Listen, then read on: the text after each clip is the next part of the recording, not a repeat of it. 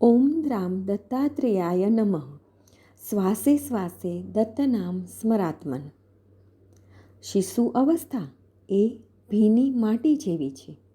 બાલ્યાવસ્થામાં જ જો સંસ્કાર અને ભક્તિના બીજ રોપી દેવામાં આવે તો સંતોના સહવાસનું ખાતર પાણી મળતા તે આધ્યાત્મના ઘટાદાર વૃક્ષમાં વિકસી અન્યને પણ શીતળ છાયા આપે છે. શ્રી દત્ત ભક્તિની પરંપરાથી વિભૂષિત આવા જ એક સાત્વિક કુટુંબના વ્યક્તિ વિશેષ એટલે વડોદરાના શ્રી ગોવિંદરાવ કોનકર. આજે દત્ત જયંતિના મહાન ભક્તિમય અવસર પર તેઓ શ્રીનો ખૂબ મૂલ્યવાન લેખ હું આપ સર્વેને વાંચી સંભળાવું છું, જેમાં ભજન અને પ્રાર્થનાનો સાચો અર્થ તથા શ્રી ગુરુચરણ પાદુકાના જતનની આચાર સંહિતા સુપેરે સમજાવેલ છે. અરે દત્ત માંગલ્યનો મેરુ જાણ, અને એ જ છે એક સૌંદર્ય ખાણ. ન દાતા અહીં એ સમો કોઈ શ્રેષ્ઠ, સ્મરી લે પ્રતિશ્વાસ હે ચિત્ત દત્ત. નિવેદન. આ નિવેદનમાં ભક્તિ, દત્ત પાદુકા અને તેનું મહત્ત્વ અને દત્ત સંપ્રદાય એ વિશે યથામતી અને પૂજ્ય શ્રી રંગઅવધૂત મહારાજની પ્રેરણા થકી થોડુંક આલેખન કર્યું છે. આશા રાખું છું કે પરિવારના સૌ ભાઈ બહેનોને આ નિવેદન ગમશે અને યથાશક્તિ તેમની ભક્તિ ભાવનામાં ઉત્તરોત્તર વધારો કરશે. ભક્ત અને ભક્તિ એ માનવ આવિષ્કારના બે સાક્ષાત રૂપો છે. જે વ્યક્તિ જન્મે છે એ કોઈ પણ ઈશ્વર ભક્તિ થકી નરનો નારાયણ થાય છે. એવા અનેક અનુભવો દ્રષ્ટાંતોની આપણા સૌને જાણકારી છે. પરંતુ શ્રેષ્ઠ ભક્તિ માટે સત્સંગની નિતાંત આવશ્યકતા હોય છે. સત્સંગ એ મુખ્યત્વે કરીને સાધુ સંતોના સહવાસથી તેમજ ભજન કરવાથી સાધી શકાય છે. પણ ઈશ્વર તરફનો આપણો રસ્તો તદ્દન એકમાર્ગી છે અને તેના કેન્દ્રમાં આપણે પોતાની જાતને રાખીએ છીએ, ઈશ્વરને નહીં. તેથી ધાર્યું પરિણામ કે ઈચ્છિત ધ્યેયની પ્રાપ્તિ થતી નથી. અહીં અશ્રદ્ધાનો જન્મ થાય છે. કોઈ પણ કર્મ કરીએ તો તેની પ્રાપ્તિ થવામાં વાર લાગે છે. મનુષ્યને ધીરજ નથી. તેને ઈશ્વર ભક્તિમાં તરત ફળ જોઈતું હોય છે, જે શક્ય જ નથી. ભક્તિના જગતમાં સમ્યક જ્ઞાન અને સમ્યક દર્શનનું જેટલું મૂલ્ય છે એના કરતાં અનંત ગણું મૂલ્ય સમ્યક આચરણનું છે. સમજેલી વાત જો આચરણમાં ન મૂકો તો ગમે તેટલું જાણો, ગમે તેટલું જુઓ, બધું જ વ્યર્થ છે. એક ફૂટી કોડી જેટલું પણ એનું મૂલ્ય નથી. એકલા વિચાર થકી યાત્રા નથી થતી. એ વિચારને આચરણમાં મૂકવામાં આવે તો યાત્રા શરૂ થાય છે અને છેવટે પૂરી થાય છે. પૂજ્ય શ્રી રંગઅવધૂત મહારાજે પરિવારના લોકોને તેમના ભજનો થકી, સ્તોત્રો થકી તેમજ શ્રી ગુરુ લીલામૃત ગ્રંથ થકી ઈશ્વર ભક્તિમાં આપણે પ્રેરિત થઈએ એના માટેના અનેક ઈલાજો સૂચવ્યા છે. જેનું શ્રદ્ધા થકી પઠન, મનન અને ચિંતન કરીશું તો આદિ, વ્યાધિ અને ઉપાધિ મુક્ત થવાની ખાતરી આપી છે. ને નિર્દેશ આપ્યો છે કે શ્રદ્ધાવાન લભતે ફલમ. બધું વાંચવા સમજવા છતાંય ક્યારેક ધારેલું ફળ ન મળે તો સમજવું આપણી શ્રદ્ધામાં ક્યાંક ખામી છે. ભક્તિના પ્રવાસમાં સદ્ગુરુને શરણે જવું એ અત્યંત મહત્ત્વનું અને જરૂરી છે. સાધકે સદ્ગુરુ ક્યારે મળશે એની રાહ જોવાની જરૂર નથી. શાસ્ત્રોનો અભ્યાસ, મનન, ચિંતન અને નામસ્મરણ કરતા હોય તેમજ નિત્યાનિત્ય વસ્તુઓ, વિવેક, વૈરાગ્ય, સડરીપુઓથી મુક્ત થવાની ઈચ્છા જે સાધકોમાં ઉત્પન્ન થાય એવા સાધકોને સદ્ગુરુ પોતે શોધતા આવે છે. આની પ્રત્યક્ષ અનુભૂતિ કેટલાય સંતોને મળી છે. સંત પુરુષોની પરંપરા એ વંશ પરંપરા નથી હોતી, પણ શિષ્ય પરંપરા હોય છે. સદ્ગુરુ મળે અને સાધક જો એના ચરણોમાં લીન થાય તો એની સમસ્ત વાસનાનો અંત થાય છે. પૂજ્ય બાપજી તો કહેતા કે અમારો ઉપદેશ સાધકે ગાંડા થઈ જવું જોઈએ એવો છે, પણ આજકાલ ગાંડા થવા કોઈ તૈયાર નથી. પૂજ્ય બાપજી હંમેશા એમના સ્વરૂપ સંધાનમાં મગ્ન રહેતા. કેટલાય ભક્તોને એમની તુર્યાવસ્થા સમાધિ સ્થિતિ પાસેથી જોવાનો લાભ મળ્યો છે. એ લોકોને સમજાયું પણ અમલમાં મુકાયું નહીં. બાપજીનો ઉપદેશ છે કે શ્રદ્ધાવાન લભતે જ્ઞાનમ, જેસા તેરા ગાના વૈસા મેરા બજાના. જોડી આપીને ભિક્ષા માગવાનું કહેવું એ અમારો પરમાર્થ નથી. જેનો અભ્યાસ સાધના વધારે એની પ્રગતિ વધારે. આ 5 સૂત્રોનો અભ્યાસ કરીએ અને એ પ્રમાણેનું આચરણ કરીશું તો સાધારણ માણસો પણ ભગવાન તરફ પ્રયાણ કરી શકે છે. શ્રી દત્તાત્રેય ભગવાનને ગુરુ અવતાર માનવામાં આવે છે. જીવનમાં રહેલું અજ્ઞાન અવિદ્યા નષ્ટ કરીને જે જ્ઞાનનું દાન આપી જીવનનો અંધકાર દૂર કરે અને સાધકનો ઉદ્ધાર કરે છે એ ગુરુ છે. બીજા અવતારો પ્રમાણે શ્રી દત્ત ગુપ્ત થયા નથી કે નિજધામમાં પણ ગયા નથી. એમનો અવતાર પૂર્ણ થયો નથી કે થશે પણ નહીં, કારણ કે શ્રી દત્ત અવતારને સમાપ્તિ નથી. શ્રી દત્ત સંપ્રદાય ત્યાગ પ્રધાન છે, સંગ્રહ પ્રધાન નથી. શ્રી દત્તાત્રેયને અવધૂતનું વિશેષણ લગાડાય છે, જેણે સર્વ સંસાર બંધનો સંકલ્પ વિકલ્પ તોડી નાખ્યા છે, તે જ અવધૂત છે. ટૂંકમાં શ્રી દત્તાત્રેય એ વિષ્ણુનો અવતાર હોય. યોગી, અવધૂત, દિગંબર, સ્વેચ્છાચારી, સ્વૈરવિહારી, જીવનમુક્ત, પરમહંસ, અતિવર્ણાશ્રમી, ત્યાગી, વિરક્ત, શાંત, દાતા, બ્રહ્મ, વિદવશિષ્ઠ અને વિશ્વગુરુ એવો મનાય છે. શ્રી દત્તની પૂજા નિર્ગુણ પાદુકા રૂપમાં પણ કરવામાં આવે છે. શ્રી દત્ત પ્રભુએ 24 ગુરુ કર્યાનો ઉલ્લેખ મળે છે. આ 24 ગુરુ એટલે આપણા શરીરમાંના 24 શક્તિ કેન્દ્રો જ છે. શ્રી દત્ત સંપ્રદાયમાં મોક્ષ પ્રાપ્તિ માટે સગુણ ઉપાસનાનો માર્ગ સૂચવવામાં આવ્યો છે. આ માર્ગ ભક્તિ આધારિત છે, કારણ કે એમાં એક ભાવ, એક ધ્યાન, એક નિષ્ઠા અને ઈશ્વર સાથે શરણાગતિ સાધનારો અતિ લીન ભાવ છે.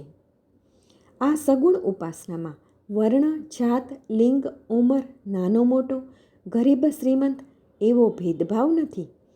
કોઈ પણ વ્યક્તિ આચરી શકે છે. દત્ત સંપ્રદાયમાં સંન્યાશ્રમને વિશેષ મહત્વ છે. શાસ્ત્રો કહે છે કે જે બ્રહ્માંડમાં છે તે જ માનવ પિંડમાં છે. શ્રી દત્ત ભગવાનની 3 શક્તિ માનવ શરીરમાં રુદ્ર, વિષ્ણુ અને બ્રહ્માની ગ્રંથિ સ્વરૂપે છે. આ ત્રણેયની શક્તિ એટલે સૃજન, પાલન અને સંહાર એવા 3 પ્રતીકો છે. દત્તગુરુ એ વૈરાગ્યના દેવતા છે. એમનું સ્મરણ એટલે ઉત્પત્તિ, સ્થિતિ, લયનું સ્મરણ છે. રુદ્ર ગ્રંથિ એટલે કે શક્તિ એ મૂલાધાર ચક્રની નજીક છે. વિષ્ણુ શક્તિ એ મણિપુર ચક્રની નજીક ડૂટી પાસે અને બ્રહ્મશક્તિ એ હૃદય સ્થાને અનાહત ચક્ર નજીક છે. પ્રાણશક્તિને જ બ્રહ્મશક્તિ તરીકે ઓળખવામાં આવે છે. આ ત્રણેય શક્તિ જેની સદૈવ જાગૃત છે એ જ ત્રિમુખી દત્તાત્રેય છે. ગુરુ પરંપરા અને એની પાછળ રહેલા સિદ્ધાંતોનો સ્વીકાર ભારત દેશના અનેક સંપ્રદાયોમાં સ્વીકાર્ય છે. આવી આ સર્વશ્રેષ્ઠ ગુરુ પરંપરાનો હું એક સાધક છું એવું જ્યારે આપણે કહીએ છીએ ત્યારે આપણા થકી એમણે નિર્દિષ્ટ કરેલી સાધના પણ એ જ પદ્ધતિ પ્રમાણે થવી જોઈએ. જે પાયા પર ગુરુ પરંપરાની ઇમારત ઊભી છે એ પાયાનું ચણતર કેમ કરવું એ સાધકે યોગ્ય રીતે સમજવું જરૂરી છે.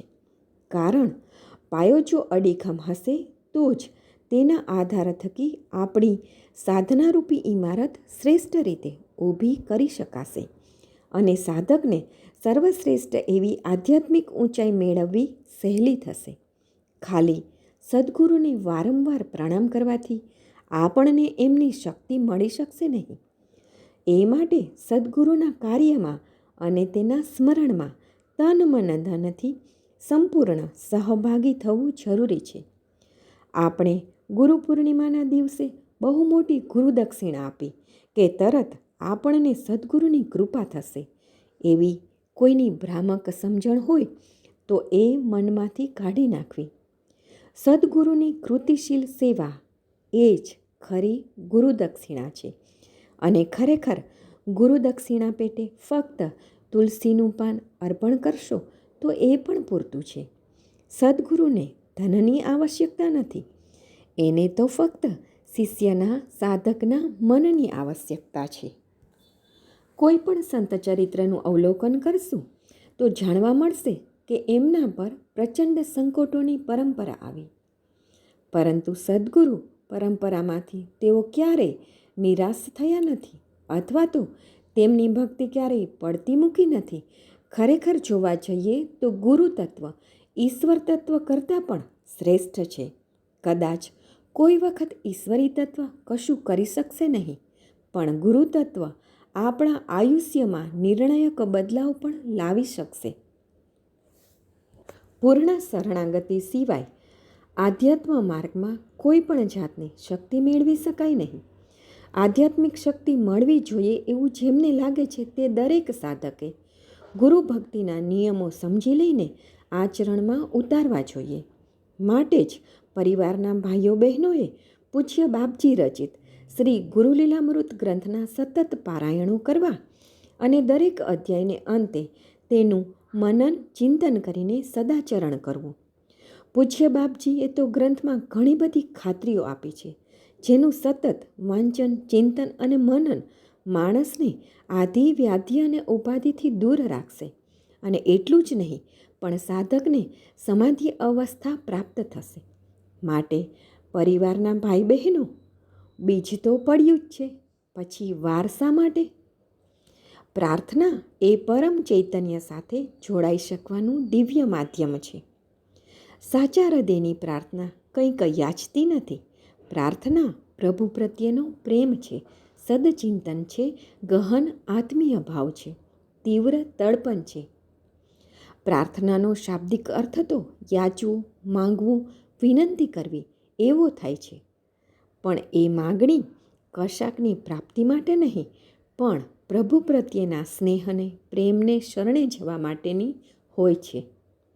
પ્રાર્થના સોદાબાજી નથી, બતાવવાની વસ્તુ નથી ને માંગવાની વસ્તુ પણ નથી.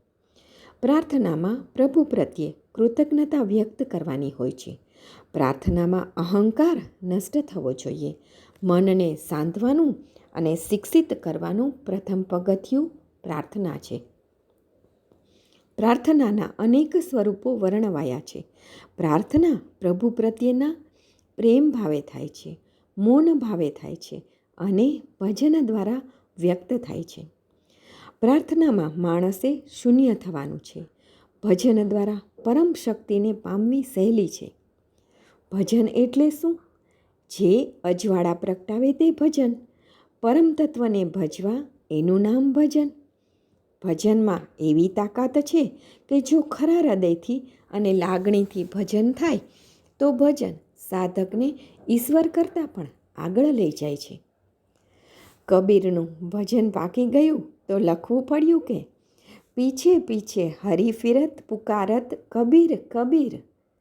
નરસિંહ મહેતા પાસે ભજન હતું તો દરિદ્રતાના દુઃખોનો પવન ભક્તિની જ્યોતને બુઝાવી ન શક્યો.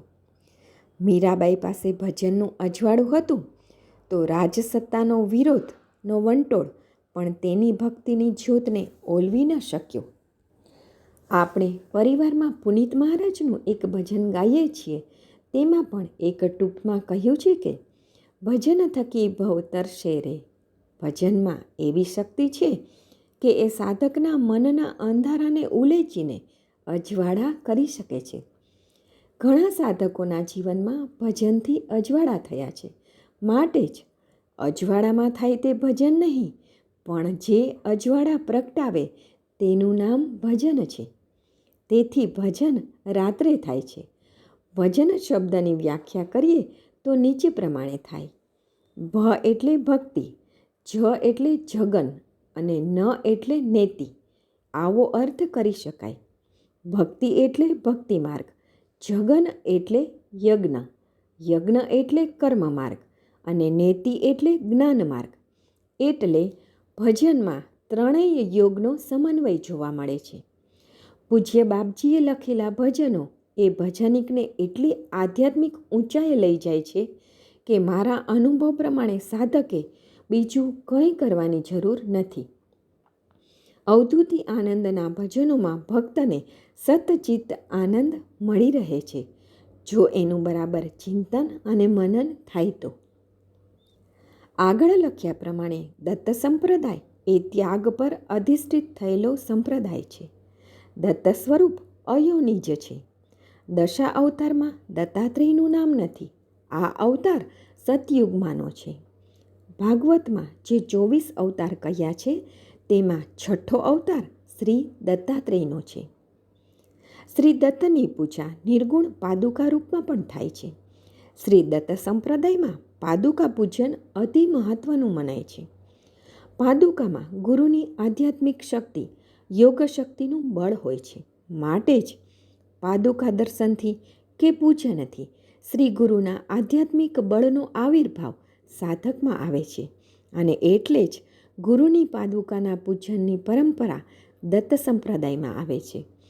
જે વ્યક્તિઓને ગુરુશ્રીએ પાદુકાઓ આપી છે એ લોકો ભવસાગર તરી ગયા છે ને એમના કુળમાં પેઢીઓ સુધી સુખ, સંપન્નતા અને ઐશ્વર્યની કોઈ કમી નથી. પણ પાદુકાઓ ગુરુ તરફથી જ મળેલી હોવી જોઈએ, અથવા તો ગુરુએ એ પાદુકાનો ઉપયોગ કરેલો હોવો જોઈએ. ખાલી બજારમાંથી પાદુકા લાવીને ઘરમાં રાખવાથી કંઈ મળે નહીં. ફક્ત પૂજન કરીએ છીએ ને પ્રભુ સ્મરણનો ભાવ ઉમટે એટલું જ થાય છે. ગુરુની પાદુકાઓ મળવી એ પણ એક ગુરુકૃપા હોય એવા ભાગ્યશાળીને જ મળે છે. ગુરુ પણ જાણે છે કે એની પાદુકાનું નિત્ય પૂજન, ભાવના વગેરે કયા ઘરેથી મળશે. એ જ ઘરમાં એ વાસ કરે છે. આના માટેનું એક દ્રષ્ટાંત આપવું હોય તો આપણા પરિવારના મોભી એવા શ્રી દિલીપભાઈ. એમને ત્યાં પૂજ્ય બાપજીની જે પાદુકા છે તે મુરબ્બી શ્રી સુમનલાલ વાણીએ આપેલી છે.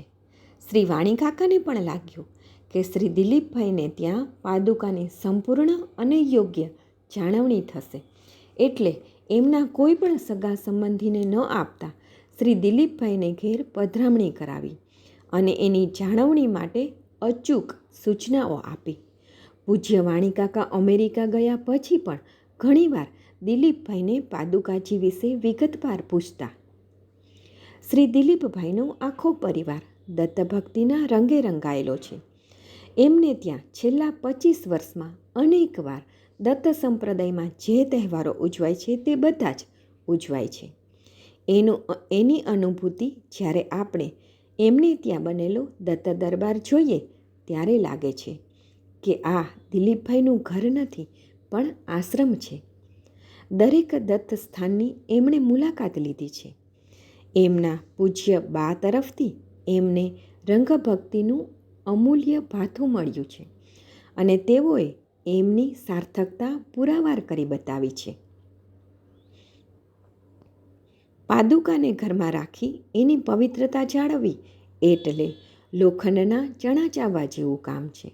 કારણ કે એ પાદુકામાં ગુરુનો પ્રાદુર્ભાવ હોય છે, જેથી યથા દેહે તથા દેવે એ નિયમ ધ્યાનમાં રાખીને એની પૂજા અર્ચના કરવાની હોય છે. પાદુકામાં પણ 2 પ્રકાર જોવા મળે છે. એક, જે પાદુકાનો વપરાશ કર્યો હોય એટલે કે સંતોએ થોડાક વખત માટે પણ એનો ઉપયોગ કર્યો હોય એવી કાષ્ટની પાદુકા. બીજો પ્રકાર એટલે કેટલાક ભક્તોને ચાંદીની નાની પાદુકા અભિમંત્રિત કરીને આપેલી હોય. પૂજ્ય બાપજીએ આવી ચાંદીની નાની પાદુકાઓ અભિમંત્રિત કરીને આપેલી છે, જે આપણે જાણીએ છીએ.